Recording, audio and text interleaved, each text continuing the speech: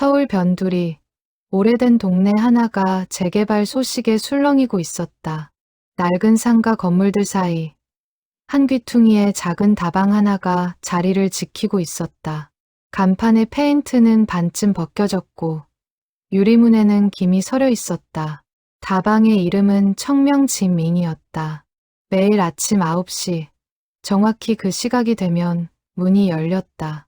종소리가 딸랑 낮게 울렸다. 들어서는 사람은 언제나 같았다. 백발이 성성한 노인 한 사람, 등이 살짝 굽었고 걸음은 느렸지만 걸음걸이에는 오랜 세월이 다져놓은 리듬이 있었다. 노인의 이름은 한정우, 76이었다.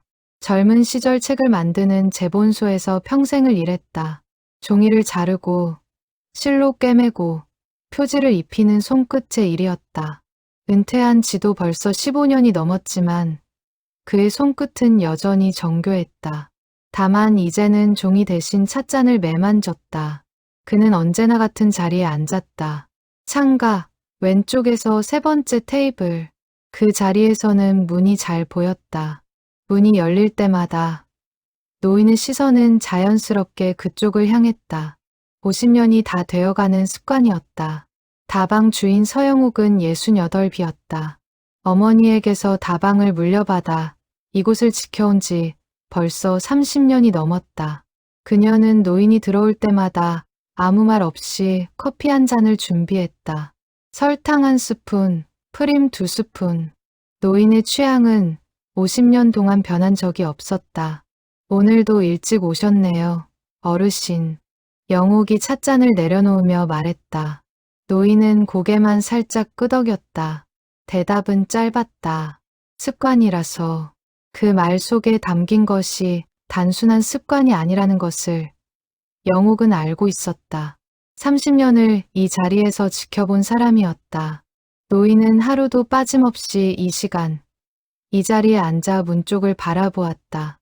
누군가를 기다리는 눈빛이었다. 처음 몇 년은 손님들도 묻곤 했다. 누구를 기다리시느냐고. 노인은 그때마다 희미하게 웃으며 말을 돌렸다. 세월이 흐르면서 사람들도 더는 묻지 않게 되었다. 그저 그러려니 했다. 노인의 자리, 노인의 창, 노인의 기다림. 다방의 풍경 중 하나가 되어 있었다. 그날 아침, 여느 때와 다른 것이 하나 있었다. 다방 유리문 옆에 낯선 종이 한 장이 붙어 있었다. 붉은 글씨로 커다랗게 쓰인 공고문이었다. 재개발 정비구역 지정 안내. 본 건물은 철거 대상에 포함되며 이주 및 보상 절차는 다음과 같이 진행됩니다. 영옥은 그 종이를 아침 일찍 보았다. 가슴 한켠이 내려앉는 기분이었다. 어머니가 물려준 다방이었다. 어머니가 처녀 시절부터 일했던 곳이었고 어머니가 세상을 떠난 뒤에도 영옥이 손수 지켜온 곳이었다. 낡았지만 그 낡음 속에 30년, 아니 어쩌면 50년이 넘는 세월이 겹겹이 쌓여 있었다. 노인이 자리에 앉아 창밖을 보다가 그 공고문을 발견했다. 그의 시선이 오래도록 그 종이에 머물렀다. 표정에는 별다른 변화가 없었지만 손끝이 찻잔 손잡이를 살짝 떨었다. 영옥이, 이 다방 없어지는 건가? 노인이 처음으로 이름을 부르며 물었다. 낮고 조용한 목소리였다. 영옥은 잠시 말을 잇지 못했다. 아직 확정된 건 아니에요. 그런데 시간이 얼마 안 남은 건 사실이에요. 노인은 고개를 끄덕였다. 그러고는 다시 창밖으로 시선을 돌렸다.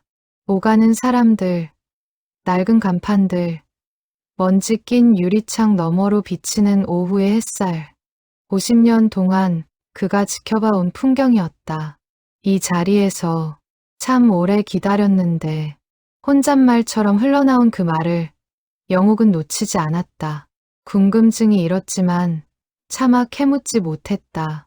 노인의 눈빛에 담긴 것이 너무 깊어서 함부로 건드릴 수 없는 무언가였다.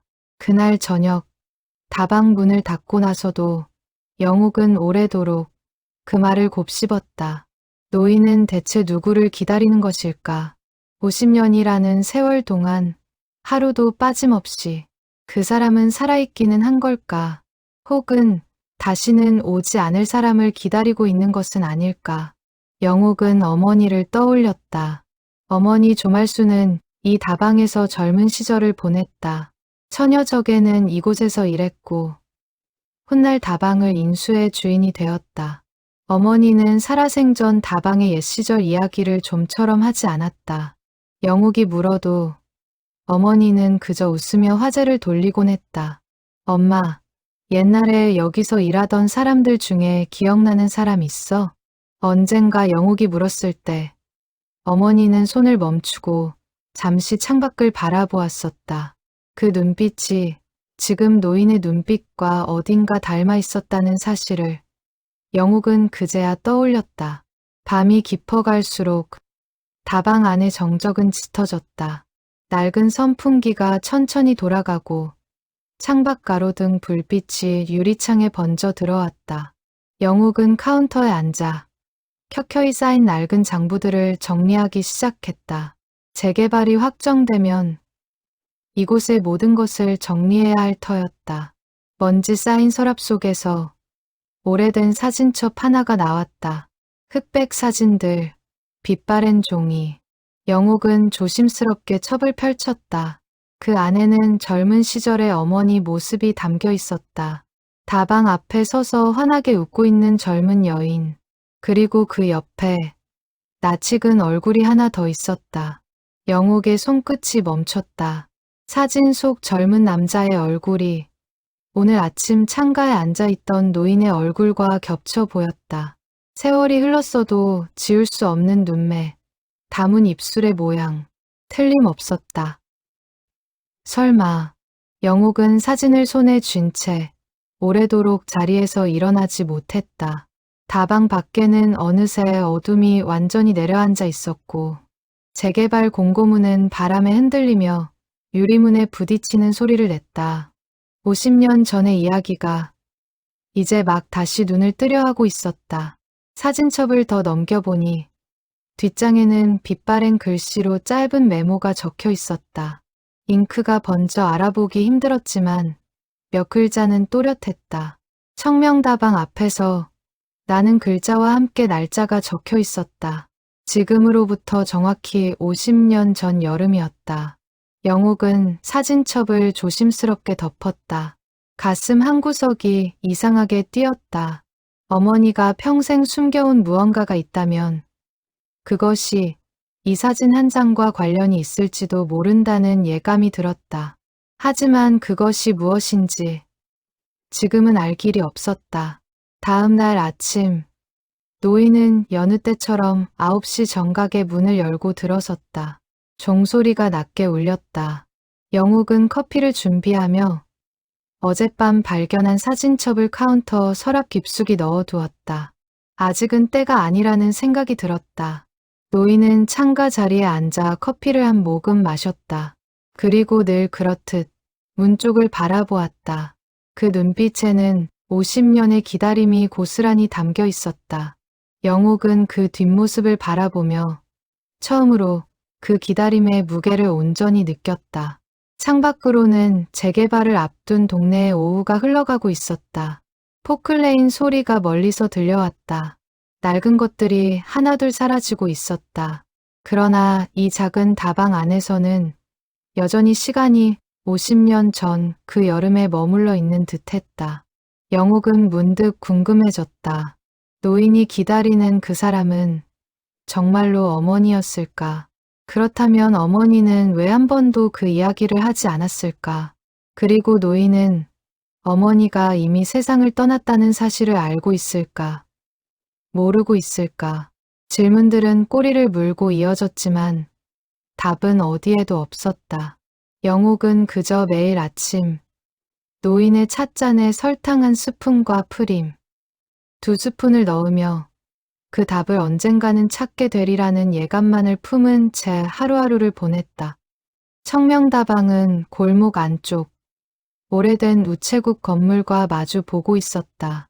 한때는 이 골목에 다방이 3곳이나 있었다. 그러나 세월이 흐르며 하나둘 문을 닫았고 이제는 청명다방만이 유일하게 남아 옛 정취를 지키고 있었다.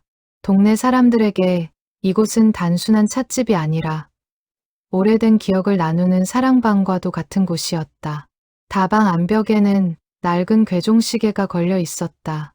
하루에도 몇 번씩 정확한 시간을 알리며 종을 울렸다. 그 시계 소리는 정우에게 있어 특별한 의미가 있었다. 순자가 다방에서 일하던 시절부터 걸려있던 시계였기 때문이다. 종소리가 울릴 때마다 정우의 시선은 잠시 허공에 머물렀다. 다방 한쪽 구석에는 오래된 라디오도 자리하고 있었다. 요즘은 잘 나오지도 않는 낡은 모델이었지만 영옥은 그것을 버리지 않고 아침마다 낮은 볼륨으로 틀어두었다. 옛 가요가 흘러나올 때면 손님들의 얼굴에는 저마다의 추억이 스쳐 지나가곤 했다. 이 골목의 다른 상점 주인들도 정우를 잘 알고 있었다. 건너편 세탁소 주인은 정우가 지나갈 때마다 반갑게 인사를 건넸고 옆 골목 방앗간 주인은 가끔 떡을 만들면 정우 몫을 따로 챙겨두곤 했다. 정우의 오랜 기다림은 어느새 이 골목 전체가 함께 지켜보는 이야기가 되어 있었다. 그날 오후 영욱은 재개발 조합 사무실에 들러 이주 일정에 대한 안내를 받았다. 사무실 직원은 무심한 얼굴로 서류를 건네며 2달 안에 모든 절차를 마무리해야 한다고 말했다. 영욱은 그 서류를 받아들고 다방으로 돌아오는 길, 자꾸만 걸음이 무거워졌다. 어머니가 평생을 바친 공간이 이렇게 형식적인 서류 몇 장으로 정리되어 사라진다는 사실이 서글펐다. 시간은 50년을 거슬러 올라간다. 그해 여름, 청명다방은 간 문을 연 지 얼마 되지 않은 신식 다방이었다. 나무로 짠 테이블과 등나무 의자, 벽에는 유행하던 가수의 사진이 붙어 있었다. 다방 안은 늘 사람들로 붐볐다. 그 다방에서 차를 나르던 처녀가 있었다. 이름은 김순자, 23살이었다. 시골에서 상경의 다방 일을 시작한 지 3년째였다. 손끝이 야무지고 눈치가 빨라. 다방 안에서 그녀를 모르는 손님이 없었다. 사람들은 그녀를 미스 김이라 불렀다. 그리고 그 다방의 단골 중 하나가 28살의 청년 한정우였다. 그는 인근 인쇄소 골목에 있는 작은 재본소에서 견습공으로 일하고 있었다. 손끝이 야무진 사람이었다. 책의 낱장을 가지런히 맞추고 실로 꿰매고 풀칠하여 표지를 씌우는 일이었다. 손은 늘 종이 냄새와 풀 냄새를 풍겼다. 정우는 매일 퇴근길에 청명다방에 들렀다. 처음에는 그저 커피 한 잔의 여유였다. 그러나 언제부턴가 그 발걸음의 목적은 커피가 아니라 순자였다. 오늘도 오셨네요. 순자가 찻잔을 내려놓으며 웃었다. 정우는 괜히 헛기침을 하며 창밖을 바라보았다. 지나가는 길에 목이 말라서 순자는 그 서툰 거짓말을 눈치채고도 모른 척 웃어주었다. 두 사람 사이에는 어느새 말하지 않아도 통하는 것들이 쌓여가고 있었다. 정우가 앉는 자리는 늘 창가였다. 순자는 그가 오면 묻지 않아도 설탕 1스푼, 프림 2스푼을 넣은 커피를 내왔다. 여름이 깊어갈수록 두 사람의 마음도 깊어갔다. 정우는 월급을 아껴 순자에게 작은 손거울을 선물했다. 순자는 그것을 받고 얼굴이 발갛게 달아올랐다. 이런 거 왜 사오셨어요? 그냥 순자 씨 생각하다가 말을 뱉어놓고 정우 자신도 얼굴이 붉어졌다. 순자는 손거울을 품에 꼭 안았다. 그 작은 물건 하나가 그 시절 두 사람에게는 세상 무엇보다 값진 것이었다. 두 사람은 다방이 문을 닫은 늦은 저녁이면 골목 어귀를 함께 걸었다. 가로등 불빛 아래 정우는 자신이 꿈꾸는 미래를 이야기했다. 언젠가 자기 손으로 작은 인쇄소를 차리고 싶다고 했다. 책을 만드는 사람이 되고 싶다고 했다. 순자는 그 이야기를 들을 때마다 눈을 반짝였다. 저도 정우 씨가 만든 책 제일 먼저 읽고 싶어요. 그럼 순자 씨 이름부터 넣어드릴게. 맨 첫 장에. 두 사람은 마주 보며 웃었다. 그 웃음 속에는 아무런 그늘도 없었다. 가난했지만 단순했고 부족했지만 순수했다. 50년이 지난 지금까지도 정우의 기억 속에서 그 여름은 가장 눈부신 계절로 남아 있었다. 그러나 두 사람의 앞날에는 아직 알지 못하는 그림자가 서서히 들이우고 있었다. 정우의 집안은 넉넉하지 않았지만 그의 아버지는 완고한 사람이었다. 아들이 다방 여급과 어울린다는 소문을 듣고는 못마땅해 했다. 재본소 견습공 주제에 무슨 연애냐. 정신 차려라. 아버지의 호통에 정우는 아무 대답도 하지 못했다. 그러나 순자를 향한 마음은 꺾이지 않았다. 오히려 더 단단해졌다. 정우는 순자에게 이 사실을 말하지 않았다. 걱정을 끼치고 싶지 않아서였다. 한편 순자에게도 말 못할 사정이 있었다. 시골에 계신 아버지가 빚 보증을 잘못 써서 큰 빚을 떠안게 되었다는 소식이었다. 빚쟁이들이 순자의 오빠를 찾아와 행패를 부린다는 이야기도 들려왔다. 순자는 그 이야기를 정우에게 하지 않았다. 그저 웃음으로 감췄다. 그의 여름이 끝나갈 무렵 정우는 순자에게 청혼을 결심했다. 넉넉하지 않은 형편이었지만 더는 마음을 미루고 싶지 않았다. 그는 월급을 모아 작은 반지 하나를 준비했다. 순자 씨, 이 다방 자리에서 내가 다시 물을게요. 정우는 순자가 늘 서 있던 자리, 창가 세 번째 테이블 옆에 서서 말했다. 나랑 평생 이 자리에서 커피 마시면서 살아줄래요? 순자의 눈에 눈물이 그렁그렁 맺혔다. 그녀는 아무 말도 하지 못하고 고개만 끄덕였다. 정우는 그 순간을 평생 잊지 못했다. 창밖으로 저녁 노을이 붉게 물들고 있었고 다방 안에는 낮은 라디오 소리만이 흐르고 있었다. 청혼을 받아들인 뒤 순자는 며칠 동안 잠을 이루지 못했다. 기쁨과 동시에 두려움이 밀려왔다. 자신의 집안 사정을 정우에게 어떻게 말해야 할지, 아버지의 빚 문제가 혹시라도 정우에게 누가 되지는 않을지 걱정이 앞섰다. 순자는 몇 번이나 입을 열려다 도로 삼켰다. 정우 역시 아버지에게 순자를 정식으로 소개하려는 계획을 세우고 있었다. 어느 저녁, 정우는 용기를 내어 아버지 앞에 무릎을 꿇었다. 아버지, 저 그 사람이랑 혼인하고 싶습니다.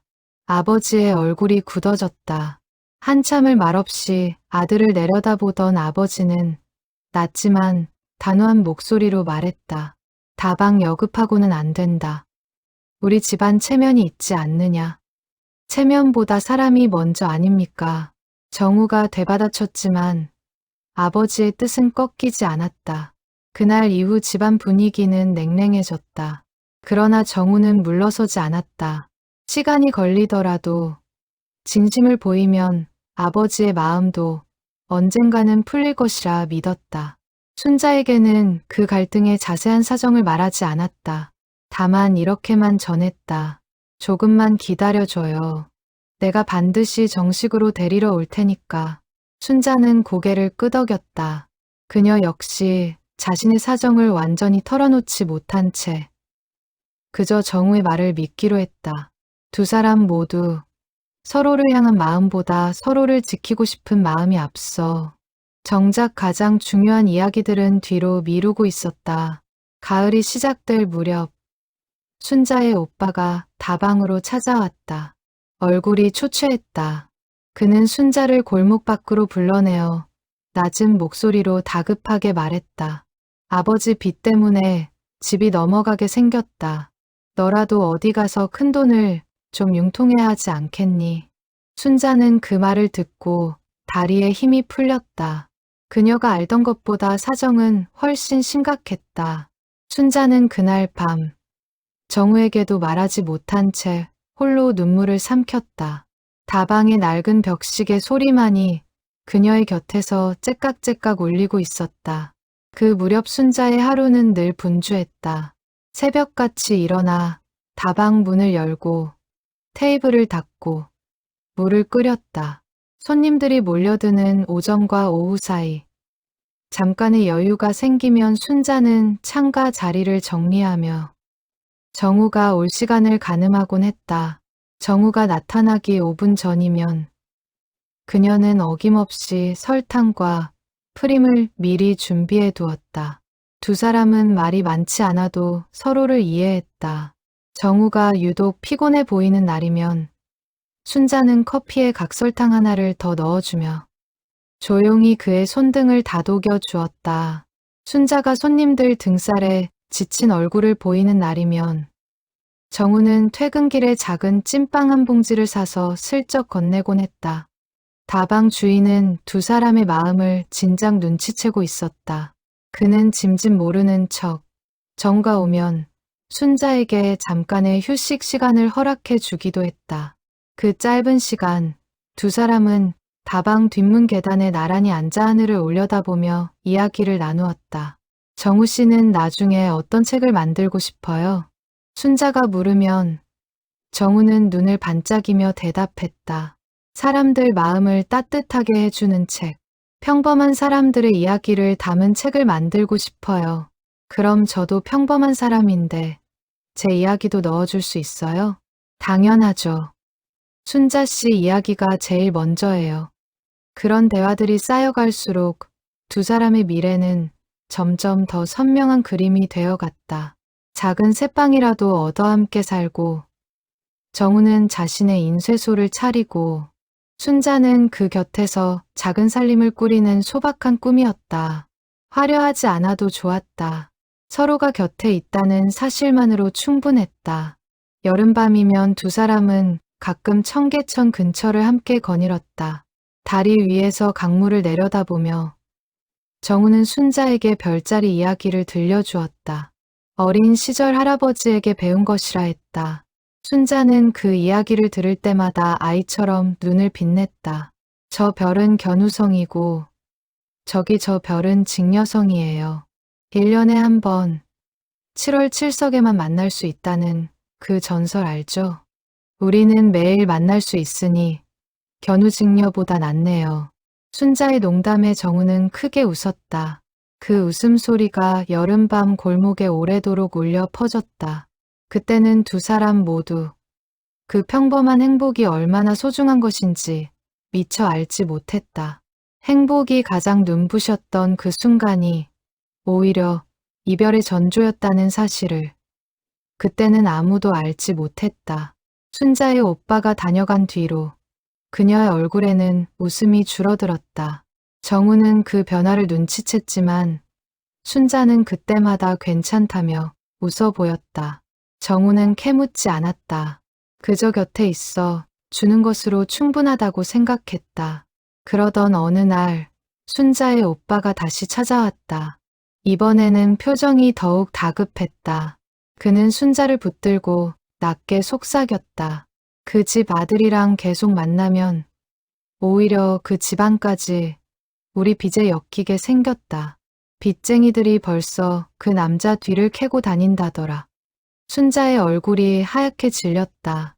자신의 집안 사정이 정우에게까지 화를 미칠 수 있다는 것은 상상도 못한 일이었다. 순자는 그날 밤 한숨도 자지 못했다. 정우를 향한 마음은 조금도 변하지 않았지만 그를 지키는 길이 무엇인지 순자는 스스로에게 되묻고 또 되물었다. 며칠 뒤 정우는 낯선 사내들이 자신의 재본소 앞을 서성이는 것을 보았다. 사내들은 정우에게 다가와 순자와의 관계를 캐물었다. 험악한 말투였다. 정우는 그제야 순자에게 말 못할 사정이 있다는 것을 짐작했다. 그날 저녁 정우는 다방으로 달려갔다. 순자에게 모든 것을 솔직히 말해달라고 부탁할 참이었다. 함께 헤쳐나가자고 무슨 사정이든 둘이 감당하면 된다고 말할 생각이었다. 그러나 다방 문을 열었을 때 순자는 없었다. 다방 주인이 정우에게 말했다. 순자가 오늘 아침에 그만두겠다고 하고 나갔어. 짐도 다 챙겨서. 정우는 그 자리에 얼어붙었다. 아무 말도 아무 편지도 없이 순자는 사라졌다. 정우는 순자가 지내던 하숙집을 찾아갔지만 하숙집 주인은 순자가 이미 방을 빼고 떠났다고 했다. 어디로 갔는지는 아무도 알지 못했다. 정우는 며칠 동안 온 동네를 뒤지고 다녔다. 순자가 다니던 시장, 순자가 좋아하던 골목, 순자와 함께 걷던 길, 어디에도 그녀의 흔적은 없었다. 정우는 마지막으로 청명다방 창가 자리에 앉았다. 그 자리에서 순자가 늘 서 있던 곳을 바라보며 하염없이 기다렸다. 일주일이 지나고 한 달이 지나도 순자는 돌아오지 않았다. 정우는 순자의 오빠를 수소문에 찾아갔지만 오빠 역시 종적을 감춘 뒤였다. 마을 사람들 사이에서는 그 집안이 빚 때문에 야반도주를 했다는 소문만이 떠돌았다. 정우는 그 소문을 믿고 싶지 않았다. 순자가 자신에게 한마디 말도 없이 떠났을 리 없다고 생각했다. 무언가 사정이 있었을 것이라고, 언젠가는 반드시 돌아올 것이라고 믿었다. 그 믿음 하나로 정우는 매일 아침 청명다방 창가 자리에 앉기 시작했다. 혹시 순자가 돌아오면 저 여기 앉아 있다고 전해 주십시오. 다방 주인에게 그렇게 부탁하고 정우는 하루도 빠짐없이 그 자리를 지켰다. 처음에는 사람들이 안쓰럽게 여기며 위로했다. 시간이 흐르면서 정우의 기다림은 동네의 풍경이 되었다. 계절이 몇 번이나 바뀌었다. 정우의 아버지는 끝내 아들의 마음을 이해하지 못한 채 세상을 떠났다. 정우는 아버지의 장례를 치르면서도 순자가 혹시 소식을 듣고 찾아오지 않을까 하는 마음에 자꾸만 골목 끝을 돌아보았다. 그녀는 오지 않았다.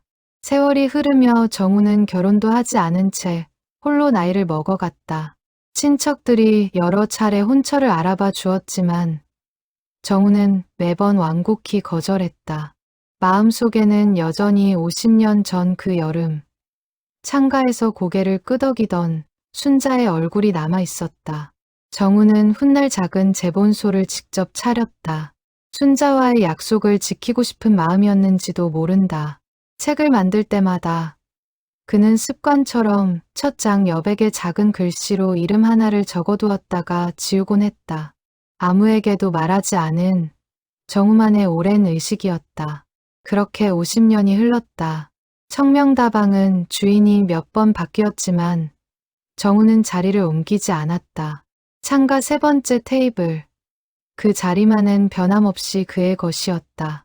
사람들은 몰랐지만 그 자리는 정우에게 있어 순자와 나눈 마지막 약속이 남아있는 유일한 장소였다. 순자가 사라진 지 5년쯤 지났을 무렵 청명다방의 주인이 바뀌었다. 새로 다방을 인수한 사람은 조말순이라는 여인이었다. 말순은 다방을 새 단장하면서도 창가 세 번째 테이블만은 그대로 두었다. 이유를 묻는 사람에게 그녀는 이렇게 답했다. 저 자리를 좋아하시는 손님이 계셔서요. 정우는 그 배려를 말없이 고마워했다. 말순은 정우에게 굳이 사정을 캐묻지 않았다. 그저 매일 아침 그가 오면 설탕 한 스푼과 프림 2스푼을 넣은 커피를 조용히 내어줄 뿐이었다. 정우는 그런 말순에게서 묘한 편안함을 느꼈다. 낯선 이의 다정함이 오래된 상처를 조금씩 어루만져 주는 듯했다. 세월이 흐르며 말순과 정우는 손님과 주인 이상의 온위 같은 정을 나누게 되었다. 정우는 가끔 말순에게 순자의 이야기를 짧게 흘리기도 했다. 말순은 그 이야기를 들을 때마다 유난히 조용해지곤 했지만 정우는 그 침묵의 의미를 깊이 헤아리지 못했다. 어르신은 참 한결같으시네요. 말순이 언젠가 그렇게 말한 적이 있었다. 정우는 씁쓸하게 웃으며 답했다. 기다리는 게 습관이 되어버렸어요. 이젠 안 기다리면 오히려 이상할 정도로. 말순은 그 말에 아무런 대꾸도 하지 못한 채 그저 정우의 찻잔에 뜨거운 물을 더 부어주었을 뿐이었다. 두 사람 사이에는 말로 하지 않은 무언가가 늘 조용히 흐르고 있었다. 세월은 무심히 흘러갔다. 정우의 검은 머리는 점점 휘어졌고 곧던 등도 서서히 굽어갔다. 재본소 일도 손에서 놓은 지 오래였다. 그러나 아침 9시 창가 세 번째 테이블에 앉는 습관만은 단 하루도 걸은 적이 없었다. 말순이 세상을 떠난 뒤에는 그녀의 딸 영옥이 다방을 물려받았다. 영옥 역시 어머니의 뜻을 이어 창가 자리를 그대로 두었다. 정우는 그 새로운 주인에게도 여전히 같은 자리, 같은 커피를 대접받으며 하루하루를 이어갔다. 그가 기다리는 사람이 누구인지는 여전히 아무도 정확히 알지 못했다. 정우의 조카들은 가끔 그에게 이제라도 기다림을 그만두라고 권유하곤 했다. 명절이면 친척들이 모여 정우를 걱정스레 바라보았다. 삼촌, 이제 그만 마음 접으세요. 벌써 몇십 년이 지났는데. 정우는 그럴 때마다 조용히 웃으며 고개를 저었다. 기다리는 게 힘든 게 아니야. 기다리지 않는 게 더 힘들 것 같아서 그래. 그 말에는 아무도 더 이상 토를 달지 못했다. 정우의 기다림은 이제 고집이나 미련이 아니라 그의 삶 자체가 되어 있었다. 매일 아침 눈을 뜨면 창가 자리로 향하는 그 발걸음이 그에게는 살아가는 이유와도 같았다. 가끔 정우는 자신이 만든 책들을 정리하며 순자를 떠올렸다. 은퇴 후에도 그는 취미 삼아 오래된 책들을 손수 수선하곤 했다. 낡은 페이지를 한 장 한 장 넘길 때마다 순자와 나누었던 대화들이 떠올랐다. 사람들 마음을 따뜻하게 해주는 책을 만들고 싶다던 그 옛 다짐이 손끝에 여전히 남아 있었다. 세월이 흐르며 정우의 건강도 조금씩 예전 같지 않았다. 무릎이 시큰거리는 날이 많아졌고 지팡이 없이는 먼 길을 걷기 힘들어졌다. 그러나 다방까지 가는 그 짧은 골목길만은 그는 단 하루도 거르지 않았다. 지팡이를 짚고서라도 눈이 오나 비가 오나 그 자리를 지켰다. 동네 사람들은 이제 정우를 볼 때마다 자연스럽게 다방 창가를 함께 떠올렸다. 그의 이야기는 어느새 이 골목의 전설처럼 되어 있었다. 50년을 한결같이 사랑하는 사람을 기다리는 노인. 사람들은 그 이야기의 안타까움과 존경을 함께 느꼈다. 한 번은 지역 방송국에서 그 사연을 듣고 취재를 나온 적도 있었다. 정우는 카메라 앞에서 굳게 입을 다물었다. 자신의 오랜 그리움을 남들 앞에 함부로 꺼내 보이고 싶지 않았다. 결국 촬영은 무산되었지만 그 뒤로도 소문은 입에서 입으로 조용히 전해졌다. 정우는 가끔 밤늦게 잠이 오지 않으면 낡은 라디오를 틀어놓고 순자와 함께 들었던 옛 노래들을 찾아 듣곤 했다. 노래가 흘러나올 때마다 그는 눈을 감고 50년 전 그 여름의 다방 풍경을 떠올렸다. 시간은 흘렀지만 그의 기억 속 순자는 언제나 23살 그 모습 그대로였다. 그리고 이제 그 다방마저 재개발로 사라질 위기에 처해 있었다. 50년 기다림의 마지막 자리가 곧 허물어질 참이었다. 다시 현재 영옥은 사진첩을 서랍 깊숙이 넣어둔 채로 며칠을 보냈다. 재개발 절차는 빠르게 진행되고 있었다. 조합에서는 2주 기한을 통보해왔고 다방을 비워야 할 날이 2달도 채 남지 않았다. 영옥은 어머니 말순에 대해 다시 생각하기 시작했다. 말순은 영옥이 어릴 적부터 다방 일을 손수해온 강인한 여인이었다. 남편에 대한 이야기는 한 번도 하지 않았다. 영옥이 아버지에 대해 물을 때마다 말순은 그저 일찍 돌아가셨다는 말로 대화를 끝맺곤 했다. 어린 영옥은 그 말을 그대로 믿었다. 그러나 나이가 들수록 어머니의 대답에는 어딘가 석연치 않은 구석이 있다는 것을 느끼게 되었다.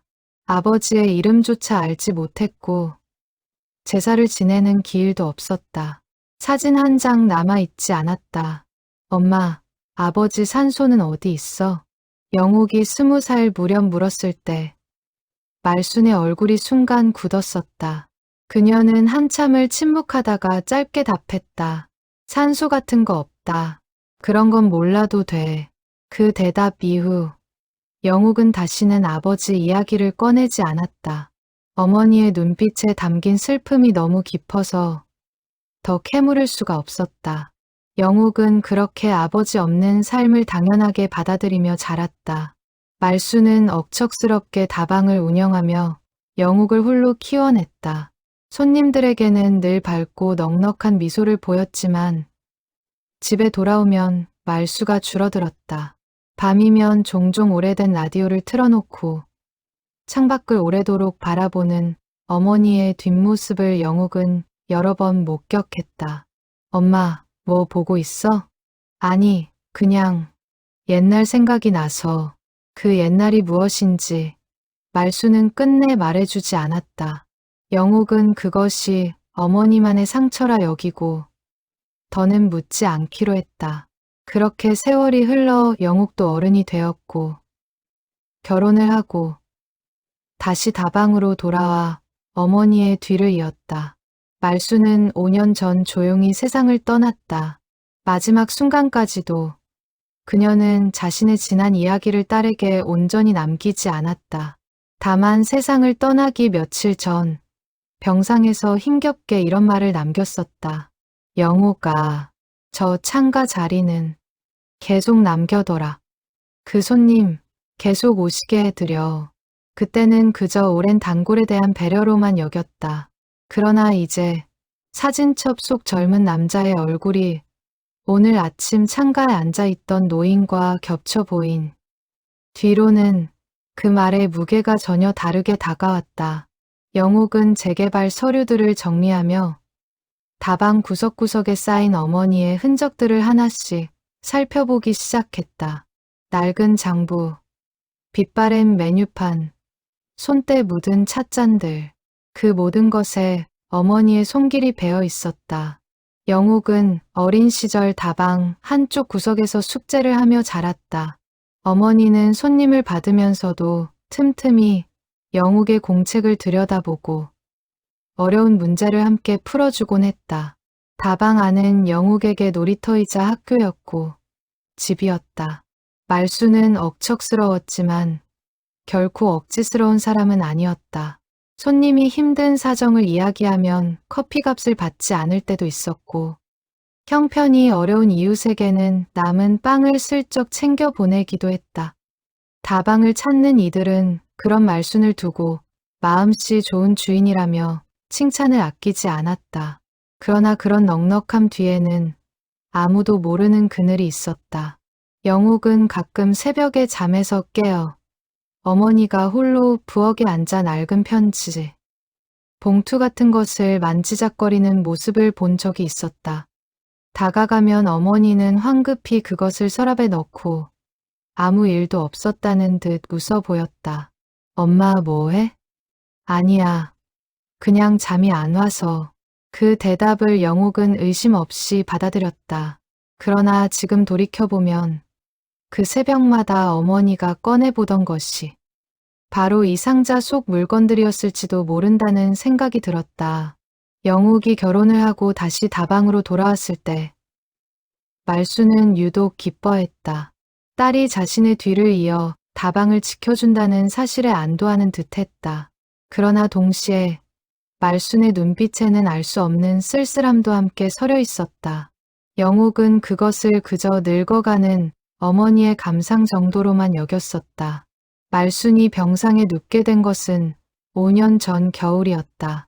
병실에서 지내는 동안 말순은 종종 창밖을 바라보며 알 수 없는 말들을 중얼거렸다. 영욱은 그것을 노안으로 인한 헛소리 정도로 여기며 흘려들었다. 그러나 지금 돌이켜보면 그 중얼거림 속에는 순자였던 시절, 50년 전 그 여름의 기억들이 뒤섞여 있었던 것인지도 몰랐다. 정우 씨, 오늘도 늦으면 안 되는데. 병실에서 그렇게 중얼거리던 어머니를 보며 영욱은 그저 낯선 이름이라고만 생각했었다. 그 이름이 자신의 아버지를 가리키는 것이었다는 사실을 그때는 상상조차 하지 못했다. 말수는 임종을 앞두고 한동안 정신이 오락가락하는 와중에도 유독 다방 이야기만은 또렷하게 챙겼다. 창가 자리를 없애지 말라는 당부를 몇 번이고 되풀이했다. 영옥은 그것이 그저 오래된 손님에 대한 애틋함 때문이라 여겼지만 이제 와 생각해보면 그것은 평생을 건 마지막 약속이었다. 임종 직전 말수는 딸의 손을 꼭 잡고 마지막으로 이런 말을 남겼다. 영옥아, 엄마가 못다한 이야기가 있다. 언젠가 때가 되면 알게 될 거야. 그때는 그 말이 무엇을 의미하는지 알 수 없었다. 영옥은 그저 임종을 앞둔 어머니의 두서없는 말로만 여기고 손을 꼭 잡아들이며 눈물을 흘렸을 뿐이었다. 이제야 그 말의 의미가 선명하게 다가왔다.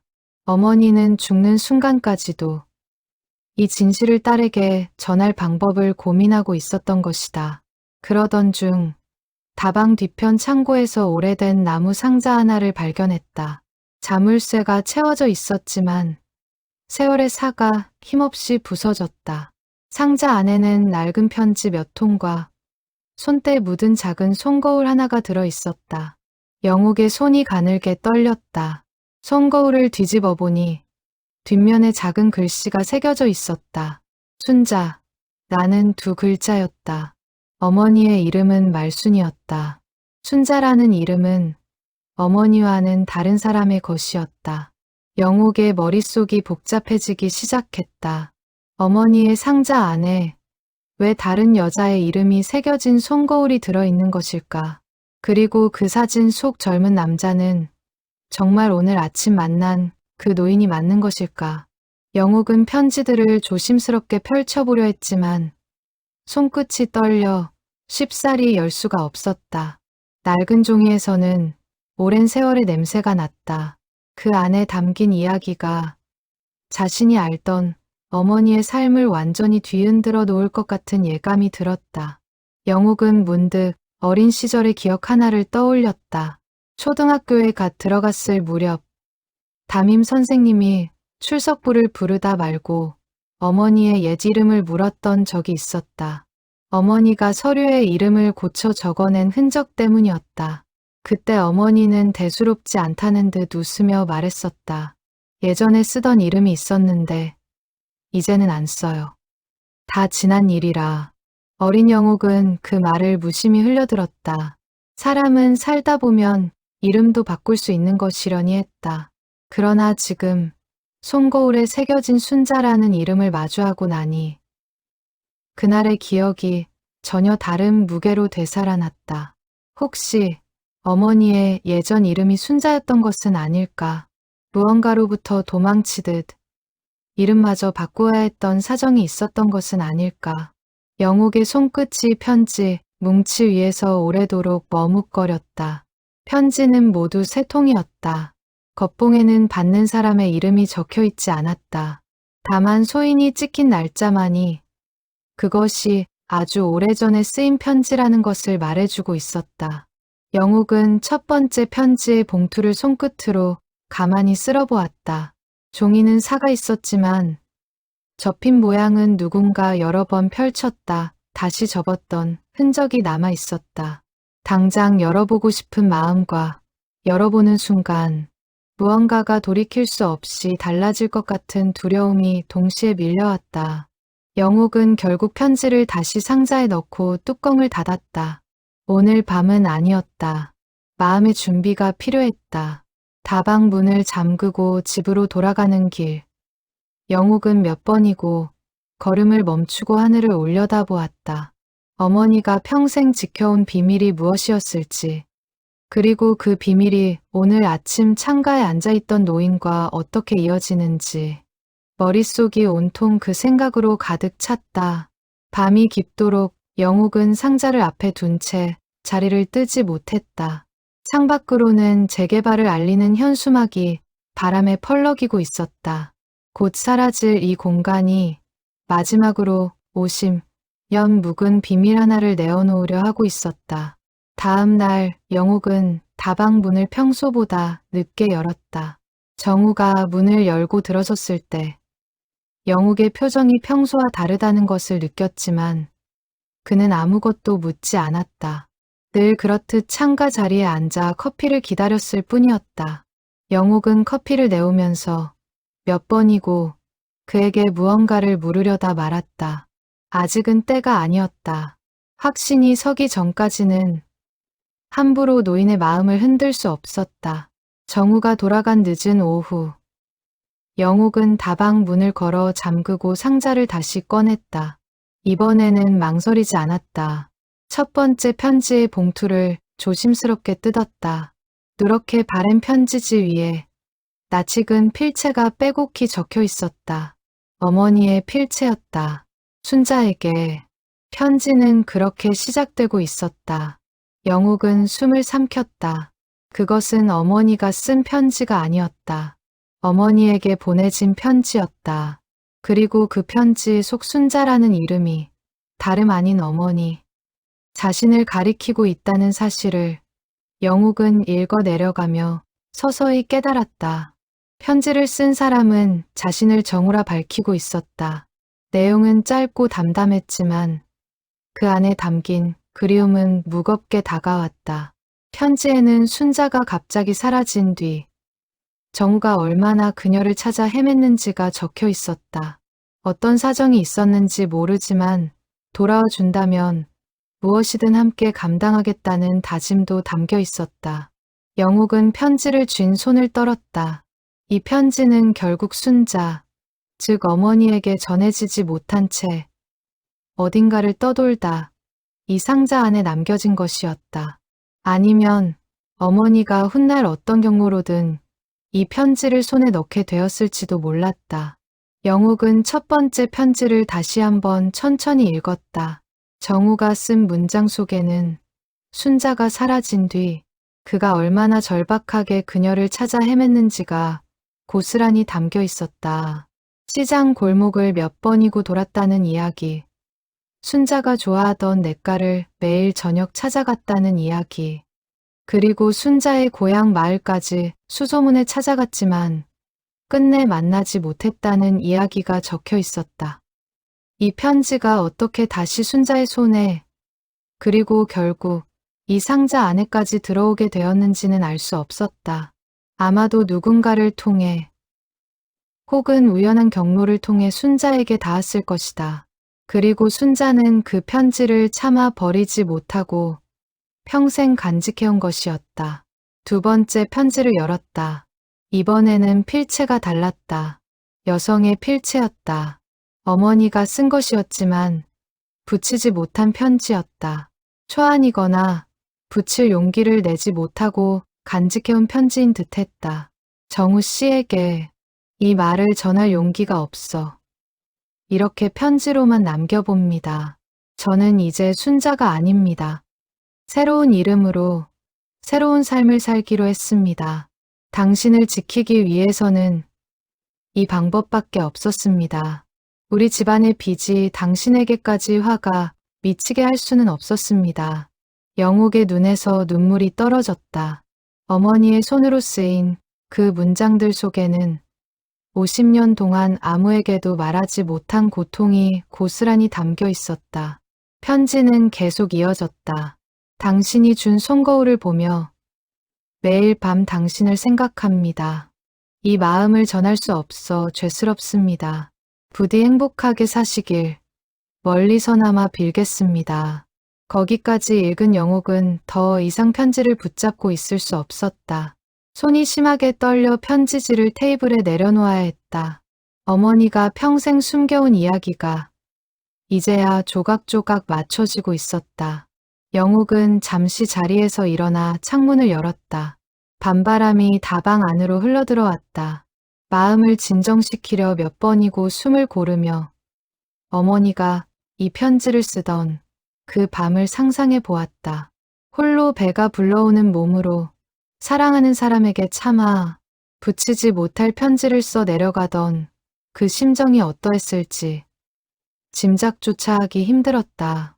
다시 자리에 앉은 영옥은 마음을 다잡고 세 번째 편지를 향해 손을 뻗었다. 그 전에 두 번째 편지의 마지막 구절을 다시 읽었다.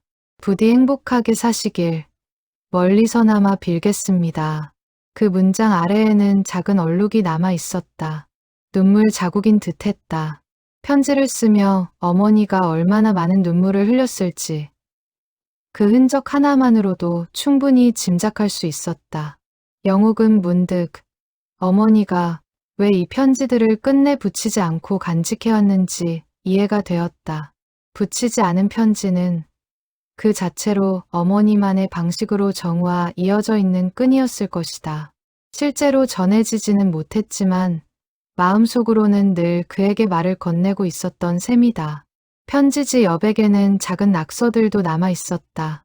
하트 모양, 그리고 정우라는 이름을 몇 번이고 눌러 쓴 흔적. 23살 처녀였던 어머니의 순수한 마음이 그 낙서 하나에도 고스란히 남아 있었다. 영욱은 그 낙서를 손끝으로 가만히 쓸어보며 자신이 알던 강인하고 억척스러운 어머니의 모습 뒤에 이토록 여리고 순정한 소녀가 숨어 있었다는 사실에 마음이 저릿했다. 편지 봉투 안쪽에는 작은 실 조각 하나도 함께 들어 있었다. 낡은 무명실이었다. 아마도 정우가 재본 일을 하며 쓰던 실을 순자에게 나누어 주었던 것이 아닐까. 영욱은 그렇게 짐작했다. 사소한 물건 하나에도 두 사람이 나눈 정성과 애정이 고스란히 묻어 있었다. 영욱은 그 실 조각을 손끝에 감아보았다. 반백년의 세월을 견뎌온 가느다란 실 하나가 끊어질 듯 끊어지지 않고 지금까지 남아 있었다. 마치 두 사람의 인연을 상징하는 듯했다.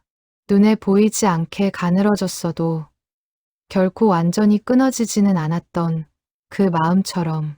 세 번째 편지를 펼치기 전 영욱은 한참을 망설였다. 왠지 그 안에는 자신의 삶 전체를 뒤흔들 무언가가 담겨 있을 것 같은 예감이 들었다. 떨리는 손으로 편지지를 펼쳤다. 날짜는 어머니가 다방을 인수하기 몇 달 전으로 적혀 있었다.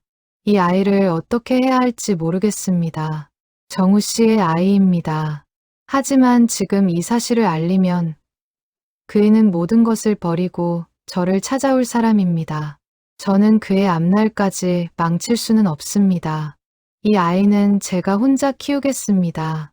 언젠가 이 아이가 자라 아버지의 존재를 궁금해할 날이 오더라도 저는 끝까지 지키겠습니다. 영욱은 그 자리에서 숨이 멎는 듯했다. 편지지를 쥔 손이 사시나무처럼 떨렸다. 이 아이, 그 아이가 누구를 가리키는지 영욱은 이미 알고 있었다. 자신이었다.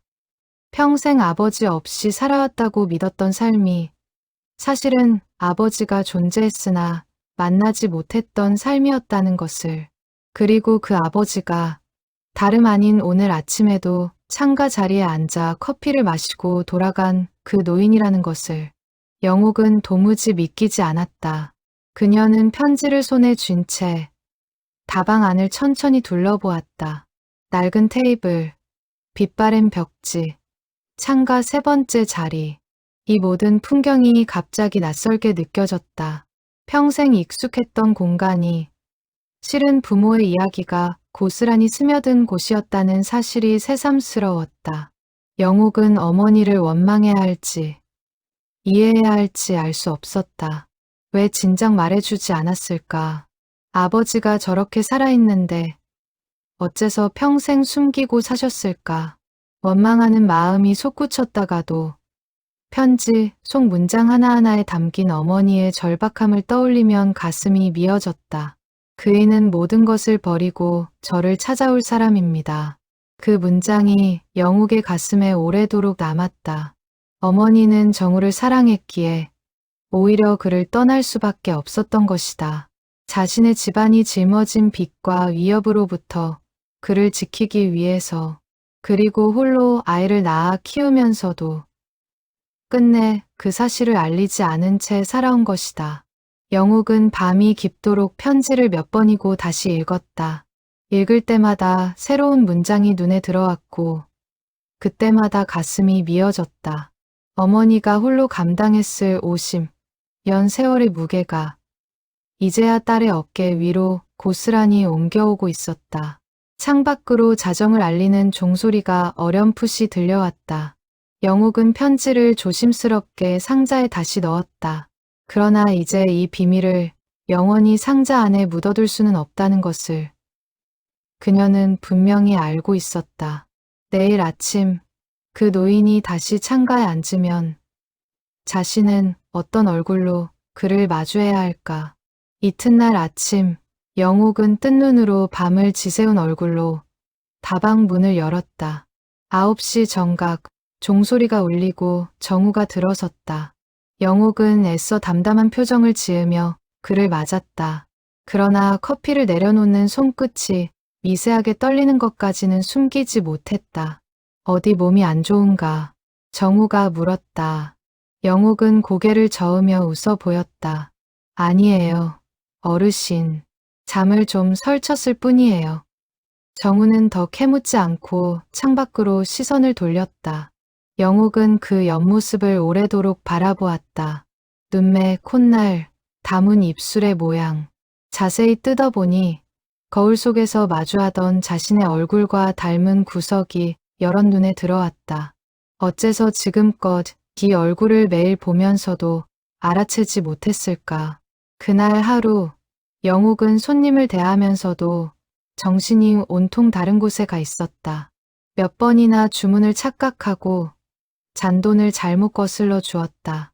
마감을 하고 홀로 남은 다방에서 영욱은 다시 상자를 꺼내 편지를 읽고 또 읽었다. 문득 확실한 증거가 더 필요하다는 생각이 들었다.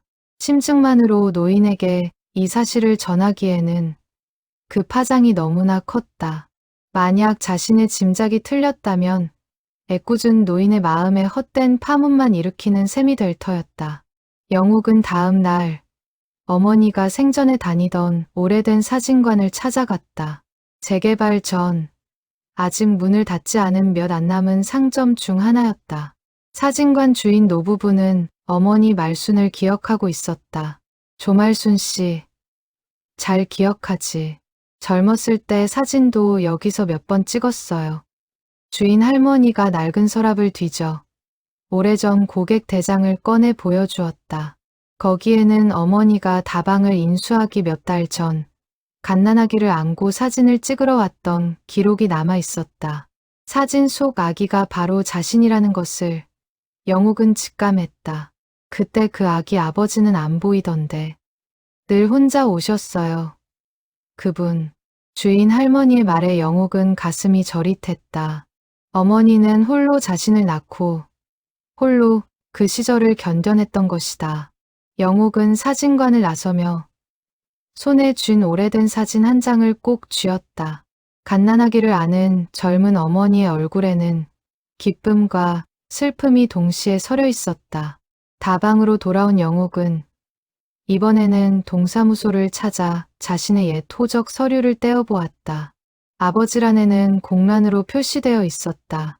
다만 서류 하단, 정정 이력 기록에 미세한 흔적이 남아 있었다. 한때 다른 이름이 기재되었다가 삭제된 자국이었다. 담당 직원도 오래된 전산 오류로만 짐작할 뿐 정확한 내막은 알지 못했다. 영욱은 그 흔적 하나만으로도 충분했다. 심증은 이제 확신으로 굳어지고 있었다.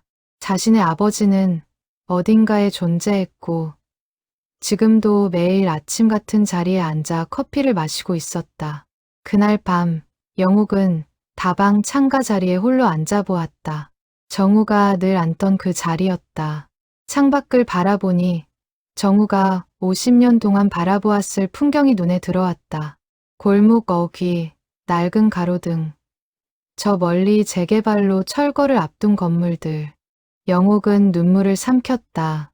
50년 동안 이 자리에 앉아 오지 않는 사람을 기다려온 한 남자의 마음이 이제야 온전히 이해되었다. 그리고 그 오지 않는 사람이 바로 자신의 어머니였고 그 기다림의 끝에 자신이 있다는 사실이 무겁게 가슴을 짓눌렀다. 문득 영욱은 어릴 적 기억 하나를 더 떠올렸다. 초등학교 운동회 날, 아버지가 없어 서러웠던 그날. 다방의 한 단골 손님이 대신 2인 삼각 경주에 나서준 적이 있었다. 그 손님이 다름 아닌 정우였다는 사실을 영욱은 이제야 깨달았다.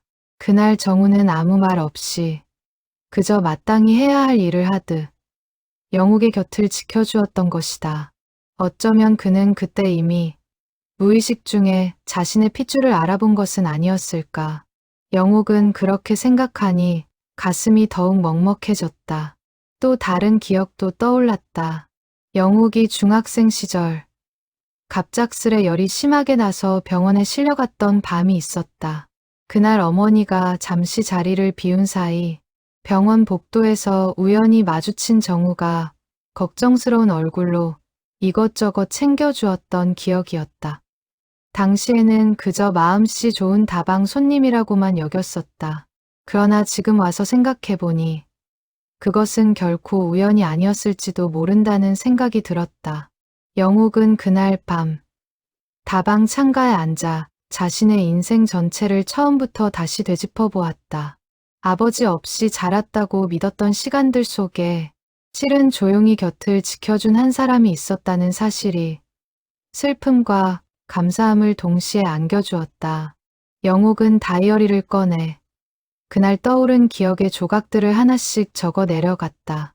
정우가 무심한 척 챙겨주었던 순간들, 자신도 모르게 마음이 쓰였던 순간들, 그렇게 하나하나 적다 보니 노트 한 페이지가 금세 채워졌다. 영욱은 그 노트를 덮으며 내일 아침이 되면 반드시 진실을 전하겠다고 다시 한번 다짐했다. 창밖 가로등 불빛이 흔들리고 다방 안의 정적은 그 어느 때보다 깊었다. 50년 만에 마주하게 될 진실 앞에서 영욱은 두려움과 설렘을 동시에 느끼며 밤을 지새웠다. 문제는 이제부터였다. 이 진실을 어떻게 전해야 할지 영욱은 좀처럼 답을 찾지 못했다. 70대 노인에게 이런 충격적인 사실을 어떻게 꺼내야 할지, 혹시라도 그의 건강에 무리가 되지는 않을지 걱정이 앞섰다. 그러나 동시에 이 진실을 더 이상 감추고 있을 수는 없다는 것도 분명했다. 재개발로 다방이 사라지기 전에 반드시 매듭지어야 할 이야기였다. 영욱은 며칠 동안 정우를 평소와 다름없이 대했다. 아침이면 커피를 내리고 짧은 안부를 주고받았다. 그러나 마음속에서는 하루에도 몇 번씩 다짐과 망설임이 교차했다. 오늘은 말씀드려야지 하다가도 정우의 평온한 얼굴을 보면 차마 입이 떨어지지 않았다. 어느 날 저녁 정우가 다방 문을 나서기 전 문득 이런 말을 흘렸다. 이 다방이 없어지면 나는 이제 어디서 아침을 시작해야 할지 모르겠어. 그 말을 듣는 순간 영욱은 결심을 굳혔다. 더 이상 미룰 수 없었다. 아버지가 평생 붙들고 있던 이 기다림에 이제는 마침표를 찍어드려야 했다. 그것이 아프더라도 진실을 아는 편이 계속 헛되이 기다리는 것보다는 나을 것이라 믿었다. 사진관 노부부는 옛 기록을 뒤적이며 그 시절 다방 골목의 이야기를 더 들려주었다. 순자라는 처녀가 다방에서 일했다는 것과 그녀가 갑자기 자취를 감춘 뒤 한 청년이 한동안 미친 사람처럼 온 동네를 헤매고 다녔다는 소문도 함께였다. 그 청년 참 딱했었지. 재본소에서 일하던 청년이었는데 나중에 자기 인쇄소도 차렸다고 들었어요. 이름이 한씨였던가. 주인 할머니의 기억은 흐릿했지만 그 조각들은 영욱이 짐작해온 이야기와 정확히 맞아떨어졌다. 영욱은 사진관을 나서며 가슴이 벅차올랐다. 심증에 불과했던 이야기가 이제 여러 사람의 기억을 통해 하나의 진실로 엮이고 있었다. 동사무소에서 옛 호적 서류를 확인한 뒤 영욱은 마지막으로 어머니가 다니던 오래된 산부인과 흔적을 찾아보기로 했다. 이미 폐업한 지 오래였지만 다행히 후신 병원의 오래된 기록 일부가 보관되어 있었다. 그곳에서 확인한 출생 기록에는 아버지 란이 공란으로 남아 있었지만 담당 의사의 메모란에 짧은 문구가 남아 있었다. 산모가 아이 아버지의 존재를 밝히기를 극구 거부함. 그 메모 한 줄이 영욱의 마음속 마지막 의문을 완전히 걷어냈다. 어머니는 분명한 사정을 가지고 의도적으로 아버지의 존재를 감춘 것이었다. 그 사정이 무엇인지는 이제 편지를 통해 충분히 짐작할 수 있었다. 그날 밤 영욱은 편지와 사진, 손거울을 작은 보자기에 곱게 싸두었다. 내일 아침 정가 오면 모든 것을 보여드리기로 마음먹었다. 창밖에는 초여름 바람이 불고 있었다. 50년 전 정과 순자가 나누었던 그 여름과 꼭 닮은 밤이었다. 다음 날 아침 정우는 여느 때처럼 9시 정각에 다방 문을 열고 들어섰다. 종소리가 낮게 울렸다. 그러나 오늘은 다방 안 분위기가 평소와 달랐다. 다른 손님은 아무도 없었다. 영욱이 미리 팻말을 걸어두었던 것이다. 준비 중. 정우는 의아한 표정으로 창가 자리에 앉았다. 영욱이 커피 대신 보자기에 싼 작은 상자를 들고 그의 앞으로 다가왔다. 정우의 눈빛이 살짝 흔들렸다. 어르신, 드릴 말씀이 있어요. 영욱의 목소리가 떨렸다. 정우는 무언가 심상치 않음을 느끼고 자세를 고쳐 앉았다. 영욱은 보자기를 풀어 낡은 손거울을 먼저 그의 앞에 내려놓았다. 정우의 눈이 순간 크게 떠졌다. 이 거울은. 정우의 손이 떨리며 손거울을 집어들었다. 뒷면에 새겨진 순자라는 두 글자를 확인하는 순간 그의 얼굴에서 핏기가 가셨다. 이걸 어디서 났나? 정우의 목소리가 갈라졌다. 그는 손거울을 두 손으로 감싸 쥐고 마치 살아있는 생명체를 다루듯 조심스럽게 매만졌다. 50년 동안 그의 기억 속에서만 존재하던 물건이 이제 눈앞에 실체로 나타난 것이었다. 어머니의 유품 상자에서 나왔어요.